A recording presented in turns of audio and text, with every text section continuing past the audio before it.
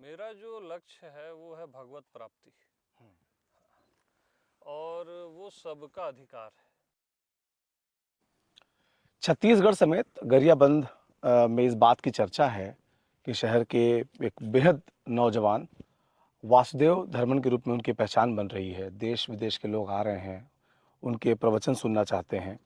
दरअसल आध्यात्म के रास्ते में जो उलझने हैं, उनका ये कहना है कि जो जंगल है उसे सुलझाने की ज़रूरत है और हर आदमी भगवत तक पहुँचे, ऐसा उनका प्रयास है। तो आज हमारे साथ वासुदेव जी हैं। वासुदेव जी नमस्कार। सीजी बॉक्स प्रणाम में आपका बहुत बहुत स्वागत है।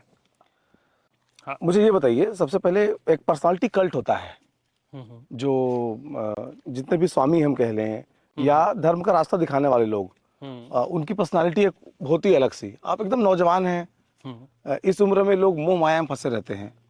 कहाँ से आपको लगा कि मतलब अब हमको जो है भगवत प्राप्ति के मार्ग में चलना है? नहीं, भगवान की प्राप्ति के लिए देह की एज का महत्व नहीं है। हम्म उसके लिए प्यास चाहिए, मछली के जैसी, जो बगैर पानी के जो तड़पती है ना। हम्म और वो प्यास किसी भी एज में हो सकती है। किसी भी उम्र में हाँ, वो भगवत प्राप्ति की संभव इच्छा हो है। सकती है। हाँ, क्योंकि उम्र देह की है, आत्मा की नहीं है। हम्म हाँ जी। तो घर में कुछ माहौल ऐसा था अध्यात्म को लेकर? क्योंकि ये जानना भी हाँ बहुत बड़ी बात है कि मुझे भगवत की प्राप्ति करनी है। हाँ, मेरे घर में वो माहौल बचपन से रहा। हम्म मेरे बड़े पिताजी, उन्होंने घर में एक शिवलिंग की स्थापना की। हम्म हाँ ना। और मेरे को बोले कि रोज रात को ओम नमः शिवाय बोला कर बस। हम्म मैं छोटा सा था, ओनली 5 टाइम्स। हम्म तो मैं समझता था ऐसे ही है, ये क्या है करके। लेकिन वो 5 बार ओम नमः शिवाय बोलने का जो गहरा रहस्य था, वो मेरे को 39 साल बाद समझ आया। तो घर के माहौल से ही फिर आपको लगा कि हाँ उसके मार्ग में चलना है? हाँ, पूरा घर का सपोर्ट रहा, मेरे भाइयों का, हम्म मेरे पिताजी का, हम्म मॉम का। हम्म एक माहौल था धर्म का हम्म बचपन से ही, और एक प्यास भी थी मेरे भीतर। हम्म तो अब मैं देख रहा था इंटरनेट पर आपके प्रवचन खूब सुने जा रहे हैं। हम्म। भारत के कोने कोने से अनुयायी बन रहे हैं आपके। हाँ हाँ। तो ये कैसे हुआ, और जो आते हैं वो क्या सुनना चाहते हैं? वो सुनना चाहते हैं कि सत्य क्या है, परमात्मा आखिर कौन है। और पूरी दुनिया से लोग आ रहे हैं, और यहाँ उनको बोध हो रहा है कि आखिर परमात्मा कौन है। उसकी अनुभूति हो रही है, केवल शाब्दिक ज्ञान नहीं हो रहा है, एक अनुभव हो रहा है उनको। और मैं उसी का बोध करा रहा हूँ। कैसे फील होता है लोगों को ये? इसमें आपने जो तरीका निकाला है भगवत हाँ प्राप्ति का, उसमें साधना है, योग के जरिए है, या उसमें जैसे हिंदू धर्म में पूजा पाठ की पद्धतियां हैं? हाँ हाँ। कौन सा वो रास्ता है? नहीं, मेरा जो प्रोसेस है वो सत्संग का है। हम्म सत्संग करते करते उसको वो बोध हो जाता है। जैसे कोई सपोज कृष्ण प्रेमी है, तो उसको मैं लखाता हूँ कि आप सहित सारा चराचर वासुदेव है, कृष्ण है। हम्म कोई शिव प्रेमी है, तो आप सहित सब कुछ शिव है। लोग क्या गलती करते हैं, अपने को छोड़ देते हैं। हम्म कोई राम प्रेमी है, तो आप सहित सारा चराचर राम है। यानी आपका जो होना है, एक्चुअल होना, जो शरीर मन नहीं है, वो राम है। और वैसे ही सबका होना राम है। और ये मात्र सत्संग करते करते करते उनमें उतरने लगता है। जैसे नींद उतरती है ना रात को, हम्म वैसी परमात्मा उतरने लगता है। तो ये कितने दिन का प्रोसेस होता होगा? नहीं, इसका कोई ऐसा फिक्स नहीं है। कभी क्षण में हो जाता है, हम्म कई बार सालों में होता है, दिनों में होता है। ये क्योंकि रिसेप्टिविटी पे है, आप कैसे रिसीव कर रहे हैं। और राइट लिसनिंग पे है कि आप सही सुन रहे हैं कि नहीं सुन रहे हम्म हैं। इस दौर में जबकि धर्म को प्राप्ति के देश में अलग अलग किस्म के लोग आए हैं और वो चमत्कार दिखा रहे हैं, सबके पास एक चमत्कार है, कोई आपका पास्ट बता ले रहा है, कोई फ्यूचर का गणित लगा रहा है। ऐसे दौर में जो आपका तरीका है वो थोड़ा नीरस नहीं होगा? ना ना ना, ये तो परम आनंददायी है। परमात्मा सच्चिदानंद है, वहां यानी प्रवेश करते ही उसका प्रभाव शुरू हो जाता है। रामायण में एक दोहा आता है, जानत होई तुरंत प्रभावा। वहां एंट्री करते ही आनंद और रस विभोर हो जाता है हर कोई। हम्म। फिर भी आपको लगता नहीं कि चमत्कार जहां दिखता है लोग जल्दी भरोसा करते हैं और इंस्टेंट उसका परिणाम आ रहा है, हाँ हाँ लाखों करोड़ों लोग सुनने के लिए उमड़ जा रहे हैं, हाँ हाँ। वो भगवत प्राप्ति का मार्ग नहीं है? नहीं, चमत्कार तो नहीं है,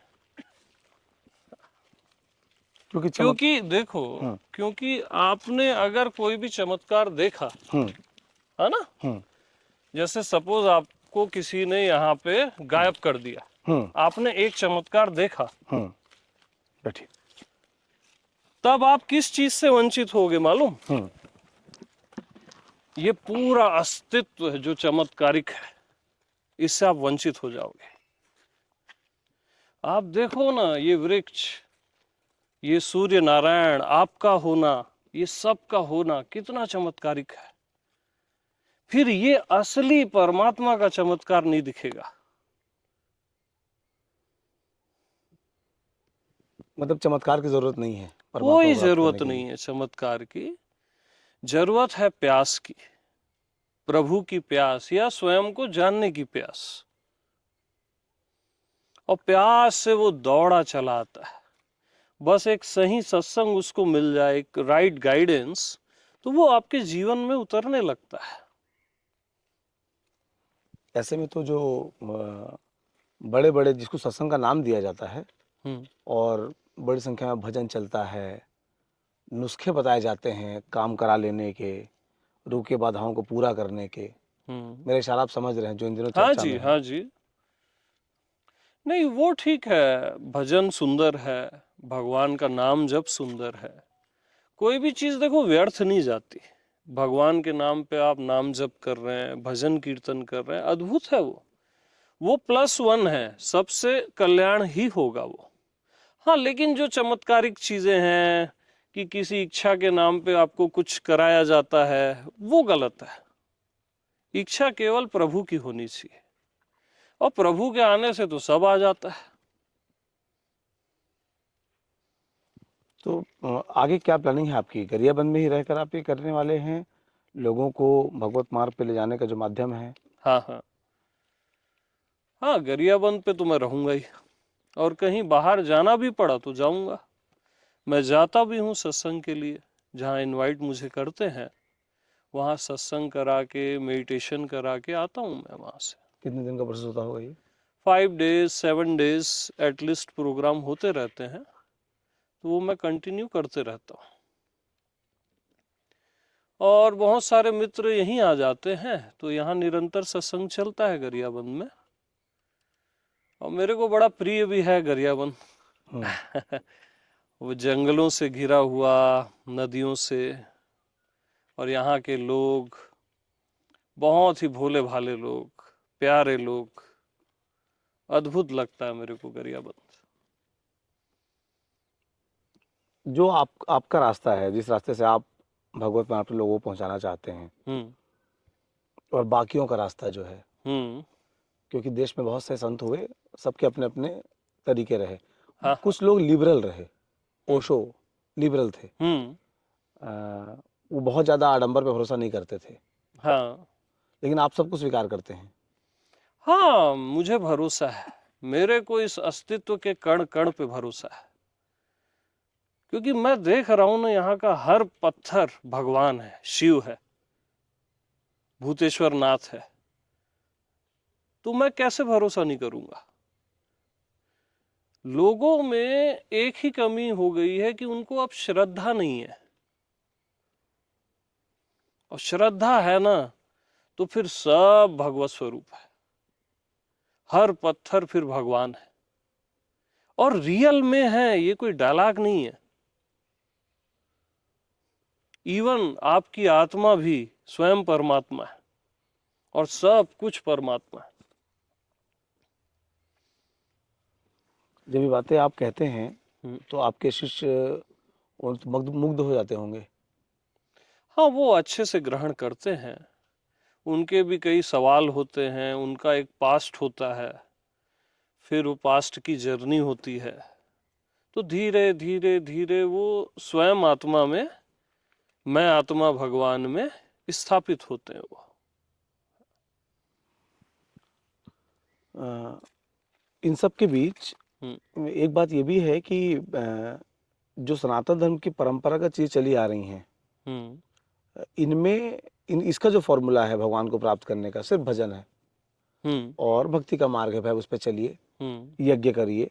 हम्म। आपका तरीका थोड़ा अलग लगता है इससे। ना ना ना, मैं सनातन को ही बता रहा हूँ। सनातन का तो आशय यही है कि जब कुछ नहीं था हम्म। तब भी जो था, हम्म। आज जब कुछ नहीं है तब भी जो है, हम्म। कल जब कुछ नहीं होगा हम्म। तब भी जो होगा वही सनातन है। अब इसको ऐसे देखो आप, है ना।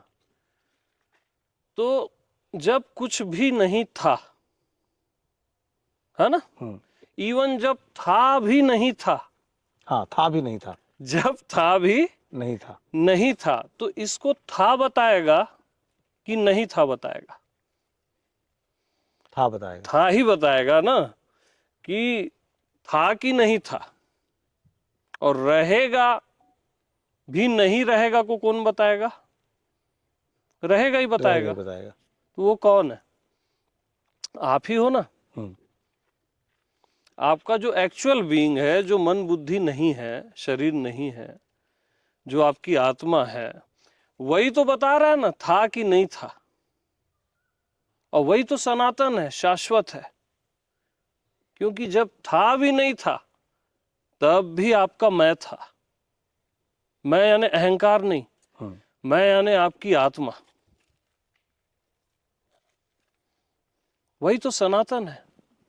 हमारे साथ क्या गलती हो रही है कि हम चाहते हैं कि सत्य कोई दूसरी चीज निकले और सत्य केवल आप हो, केवल आपकी प्योरेस्ट बीइंग। और आपकी बीइंग परमात्मा से भिन्न नहीं है। हमारी गलती ये होती है कि मैं अलग और परमात्मा अलग। हमारा पूरा स्ट्रक्चर उसी में टिका हुआ है। और परमात्मा किसी से भिन्न नहीं होता, अभिन्न है, अखंड है ना। तो फिर हम उनके भक्त क्यों हैं भक्त जब हम दोनों एक है, जैसे हैं? देखो भक्त का भी सुंदर अर्थ होता है जो विभक्त न हो। भक्ति का ये अर्थ नहीं है कि हम उससे अलग हैं। अलग तो विभक्ति है। भक्ति मतलब जो विभक्त ना हो, भगवान से अलग ना हो। नहीं, इस तरीके से तो हम तो अपने आप को दास की तरह रखते हैं ना। हम्म। भगवान की जितनी उपासना करते हैं सब में भगवान को बड़ा से बड़ा बताने की कोशिश होती है। हाँ। मतलब मैं व्यक्तिगत रूप से अगर कहूँ तो हनुमान चालीसा का पाठ कर लें हम्म। या किसी जो भगवान के लिए बनाए गए आरती स्तुतियां हैं, सब में उनको ये बताया जाता है कि you are the supreme. Larger than life, आप बहुत बड़े हाँ हैं आप। हाँ हाँ। और उस तरीके से हम भगवान को एक तरह से मक्खन लगाने की कोशिश करते हैं कि आप हम्म। जो है बहुत आपका विशाल स्वरूप है और हम्म। हम आपके सामने कुछ नहीं है हम्म। और आप हमको हमारे सुखों को ध्यान रखेंगे। हम्म। नहीं, वो भाव भी गलत नहीं है। शुरुआत में वो भी सुंदर है, गलत कुछ भी नहीं है ना। लेकिन जब आपको ये बोध होता है ना कि वो भगवान आपसे भिन्न नहीं है, जिसको वेद बोलते हैं अयम आत्मा ब्रह्म, कि आपकी आत्मा ही ब्रह्म है या परमात्मा है, जब उसका बोध होता है ना, तो आपकी जो चेतना है उच्चतर हो जाती है। आप स्वयं भगवत स्वरूप हो जाते हो और सब भी, सब कुछ भगवत स्वरूप हो जाता है। तो वही मैंने आपको बोला कि आप सहित सारा चराचर परमात्मा है। आप सहित हम अपने को बस छोड़ देते हैं। और मेरा पूरा मैसेज यही है, आप सहित पूरा चराचर परमात्मा है, सब कुछ। माया भी परमात्मा है।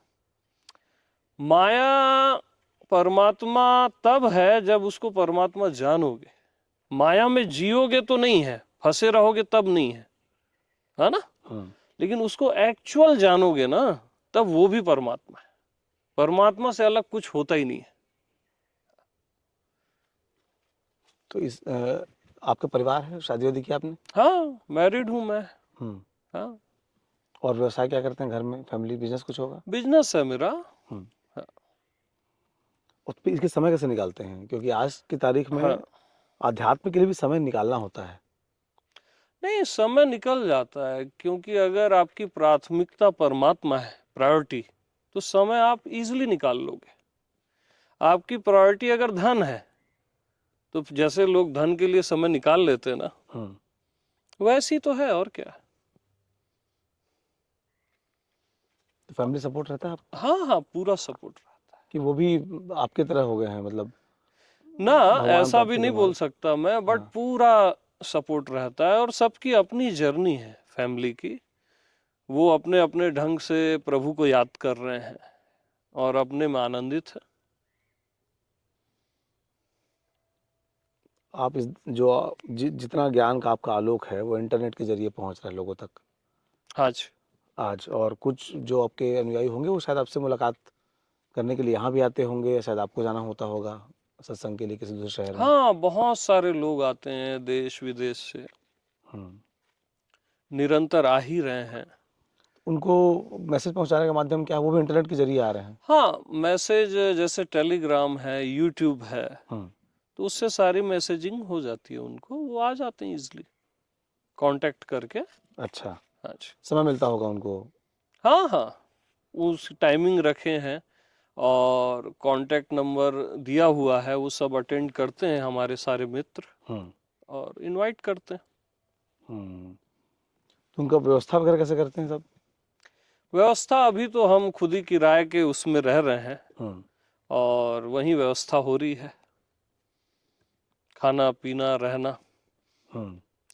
जो मूलभूत जरूरत है। हाँ, जो मूलभूत है, और उसका लक्ष्य केवल सत्संग है, सत्य का संग, परमात्मा है। तो कितने घंटे दिन में फिर दिन में मैं जैसे 5-6 घंटे देता हूँ, हम्म। जो भी आता है, सुबह में शाम में 5-6 घंटे एवरेज में देता हूँ सभी को।